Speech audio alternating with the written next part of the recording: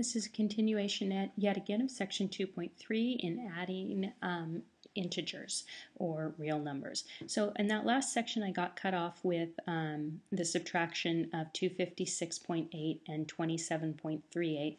Here you'll see the final answer of 229.42, and then it's negative because we attached the negative sign. Now continuing on with our next example here, we have an evaluation problem. Now, evaluation problems, remember the first thing that we do when we do an evaluation problem is we put in the parentheses for what we want to evaluate. So we have x plus y, so I'm going to put in a parenthesis for the x and a parenthesis for the y, and then I'll place these values in there. So the x is represented by a negative 1/7, and the y is represented by a negative 1/6.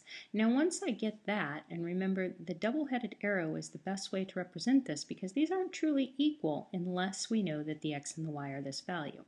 Then what I'm going to do is I'm going to proceed on just as I would when I were adding or subtracting before. So when I'm adding or subtracting before, I need the absolute values.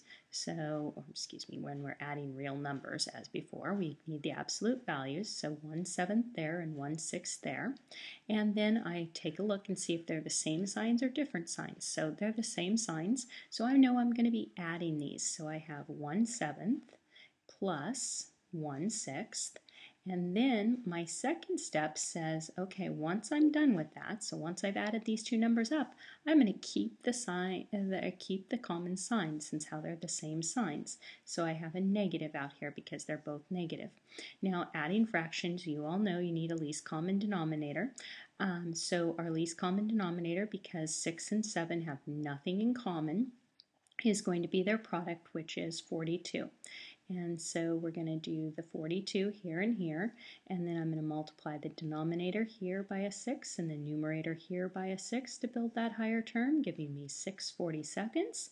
And this one will need to be multiplied by a 7, so I'll do the same thing with the numerator here, giving me 7 42nds. And finally, I'm going to have the denominator carried along and the numerators adding up. And now we see that we have 13 42nds. And so 13, if it's not a factor of 42, then we have nothing to do here. And we see that it is not a factor of 42 because we know that 42 is made up of 2's, 3's, and 7's, and there's no 2's, 3's, or 7's in 13. So we know we're done, and of course the last thing that I need to make sure is that I attach that negative sign, and that's, remember, the reason for that out there. Okay, going on to our next example here, we're just going to continue on with the same thing, right? We evaluate this thing, and so double-headed arrow means that this expression is going to be the x value, 20.7, plus the y value, and our y value is a negative 7.35, and we're going to be adding those up. So the first thing that you need to do in order to add these things up is the absolute values. So we have 20.7 for our absolute value here, 7.35 for the absolute value here.